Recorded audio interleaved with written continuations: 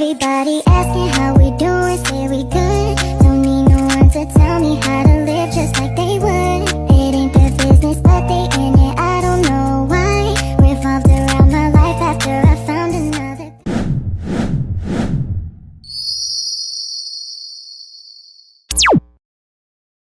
Di sini saya akan menjawab pertanyaan UTS nomor 1.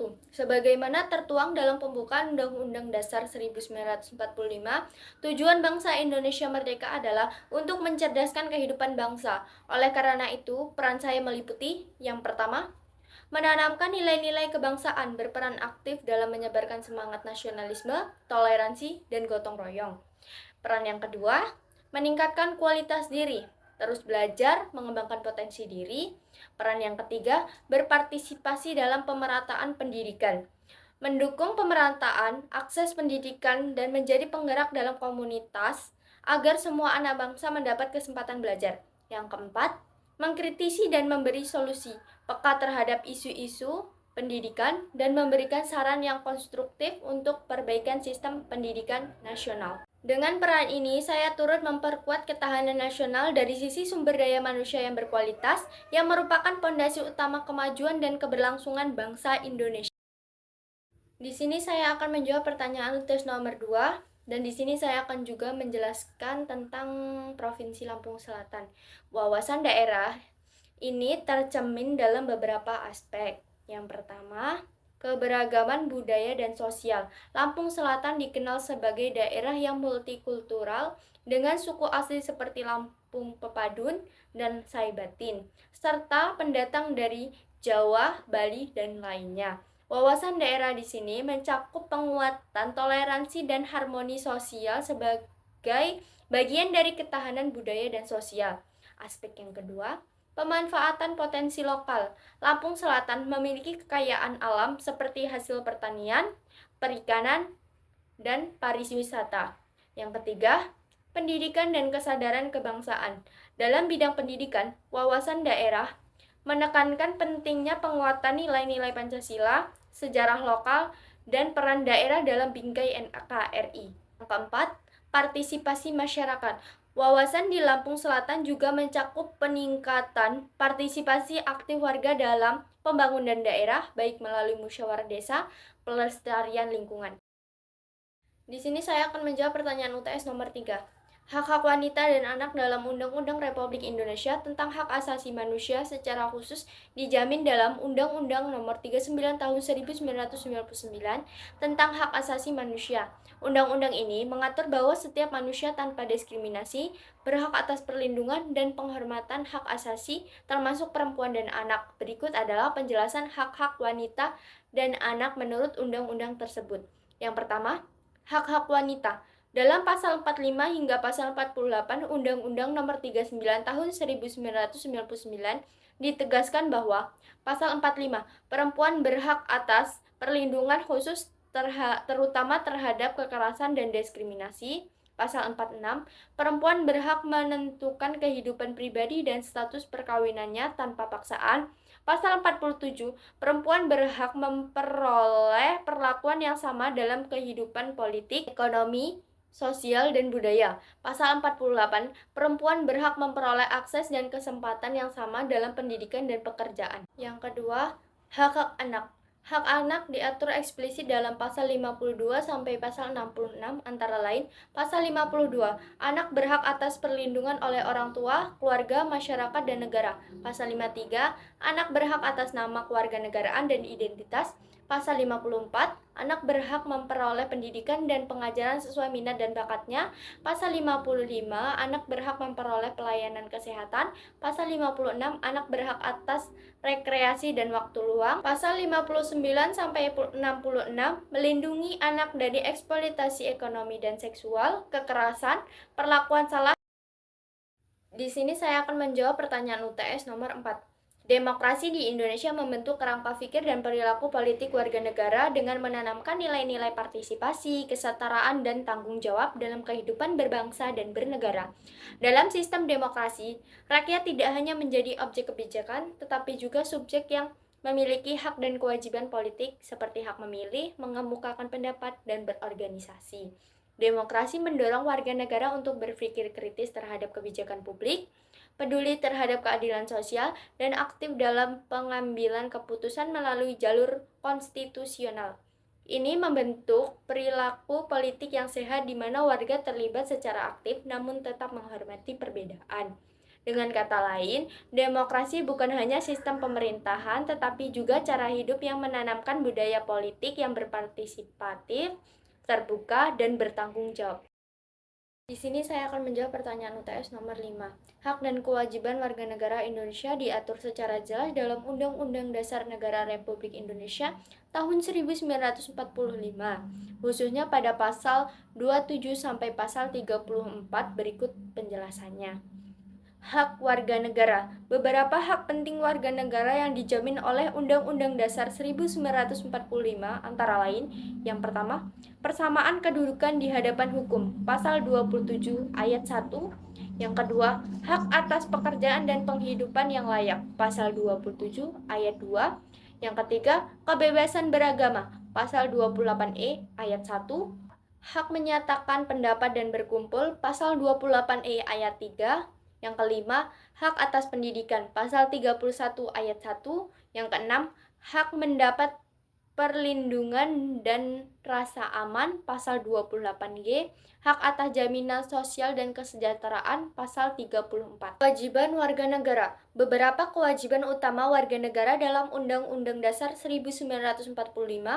Yang pertama, menjunjung hukum dan pemerintahan, pasal 27 ayat 1. Setiap warga negara wajib menjunjung tinggi hukum dan pemerintahan.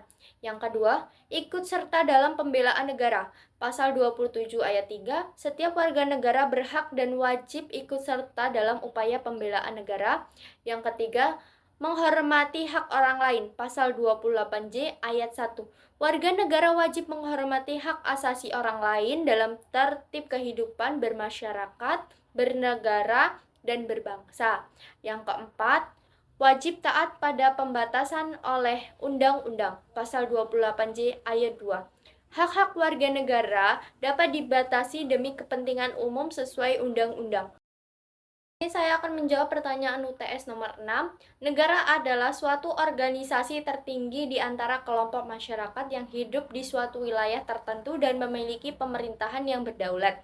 Negara dibentuk untuk mengatur kehidupan bersama demi mencapai ketertiban, keamanan, kesejahteraan, dan keadilan bagi seluruh rakyatnya. Menurut teori, suatu negara memiliki 4 unsur utama, yaitu rakyat, wilayah, pemerintahan yang berdaulat, dan pengakuan dari negara lain. Negara juga memiliki tujuan seperti yang tercantum dalam pembukaan Undang-Undang Dasar 1945 alinea keempat, yaitu melindungi segenap bangsa Indonesia dan seluruh tumpah darah Indonesia, memajukan kesejahteraan umum, mencerdaskan kehidupan bangsa, dan ikut melaksanakan ketertiban dunia. Di sini saya akan menjawab pertanyaan UTS nomor 7. Tujuan bangsa Indonesia sebagaimana tercantum dalam pembukaan Undang-Undang Dasar 1945 alinea keempat adalah sebagai berikut. Untuk membentuk suatu pemerintah negara Indonesia yang melindungi segenap bangsa Indonesia dan seluruh tumpah darah Indonesia. Dan untuk memajukan kesejahteraan umum, mencerdaskan kehidupan bangsa, dan ikut melaksanakan ketertiban dunia yang berdasarkan kemerdekaan, perdamaian abadi, dan keadilan sosial. Dari kutipan tersebut, tujuan kemerdekaan Indonesia dapat dijelaskan menjadi 4 poin utama. Yang pertama, melindungi segenap bangsa Indonesia dan seluruh tumpah darah Indonesia. Artinya, negara berkewajiban menjaga keselamatan, kedaulatan, dan hak-hak seluruh rakyat serta wilayah dari ancaman dalam dan luar negeri. Yang kedua, memajukan kesejahteraan umum. Negara harus mengusahakan pemerataan ekonomi, lapangan kerja, pelayanan publik, dan kebutuhan dasar masyarakat agar seluruh rakyat hidup sejahtera. Yang ketiga, mencerdaskan kehidupan bangsa. Negara bertanggung jawab atas pendidikan dan pengembangan sumber daya manusia agar rakyat menjadi cerdas, berdaya saing, dan berkepribadian. Yang keempat, ikut melaksanakan ketertiban dunia yang berdasarkan kemerdekaan, perdamaian abadi, dan keadilan sosial. Indonesia berperan aktif dalam hubungan internasional untuk menciptakan dunia yang damai, bebas dari penjajahan dan adil bagi semua bangsa. Tujuan ini menjadi dasar dan arah bagi segala kebijakan dan penyelenggaraan pemerintahan Indonesia. Saya akan menjawab pertanyaan UTS nomor 8. Semboyan Bhinneka Tunggal Ika, yang berarti berbeda-beda tetapi tetap satu. Mencerminkan semangat persatuan dalam keberagaman yang menjadi ciri khas bangsa Indonesia, meskipun rakyat Indonesia terdiri dari berbagai suku, agama, ras, bahasa, budaya, dan adat istiadat. Semua disatukan dalam satu negara, yaitu Negara Kesatuan Republik Indonesia, NKRI. Pemahaman saya tentang semboyan ini, yang pertama, persatuan di atas perbedaan. Perbedaan bukanlah alasan untuk terpecah, tetapi kekayaan yang harus dihargai dan dijaga agar tetap bersatu. Yang kedua, kesamaan tujuan. Meskipun latar belakang berbeda, seluruh rakyat Indonesia memiliki tujuan bersama, yaitu mewujudkan masyarakat yang adil, makmur, dan sejahtera. Yang ketiga, toleransi dan saling menghargai. Bhinneka Tunggal Ika menanamkan nilai untuk hidup berdampingan secara damai dan menghormati perbedaan sebagai bagian dari identitas bangsa. Dengan kata lain, semboyan ini bukan hanya lambang, tetapi juga pedoman moral dan sosial bagi kehidupan berbangsa dan bernegara di Indonesia. Di sini saya akan menjawab pertanyaan UTS nomor 9.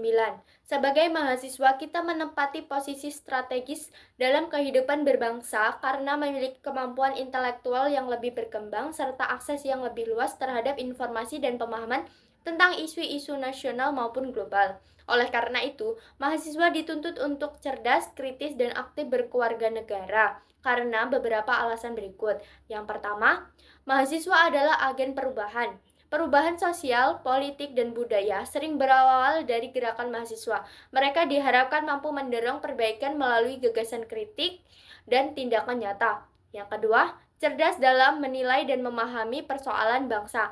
Mahasiswa dituntut memahami isu secara mendalam, tidak mudah terprovokasi atau termakan hoaks. Yang ketiga, kritis terhadap kebijakan publik dan praktik kekuasaan. Sebagai kontrol sosial, mahasiswa perlu mengawasi jalannya pemerintahan agar tetap berpihak pada rakyat dan menjalankan nilai-nilai demokrasi serta keadilan. Yang keempat, aktif dalam kehidupan bernegara. Melalui organisasi, diskusi publik, penelitian, hingga aksi sosial, mahasiswa menunjukkan kepedulian dan partisipasi aktif dalam mewujudkan cita-cita bangsa. Dengan kata lain, mahasiswa bukan hanya menuntut ilmu, tetapi juga berpikir dan penggerak masa depan bangsa. Di sini saya akan menjawab pertanyaan UTS nomor 10. Civil society atau masyarakat madani adalah kelompok masyarakat yang hidup secara mandiri dari negara namun aktif berpartisipasi dalam kehidupan sosial, politik, dan ekonomi demi tercapainya keadilan, demokrasi, dan kesejahteraan bersama. Masyarakat madani terdiri dari organisasi-organisasi seperti LSM, komunitas keagamaan, organisasi profesi, serta media independen, dan kelompok-kelompok sosial lainnya yang bekerja berdasarkan prinsip kesukarelaan, etika publik, dan solidaritas sosial. Dalam konteks budaya bangsa, masyarakat madani memiliki peran penting dalam, yang pertama, menumbuhkan nilai-nilai demokratis. Dengan kebebasan berpendapat dan berkumpul, masyarakat madani mendorong lahirnya budaya, dialog, toleransi, dan penghargaan terhadap perbedaan. Yang kedua, mengembangkan kesadaran kritis masyarakat.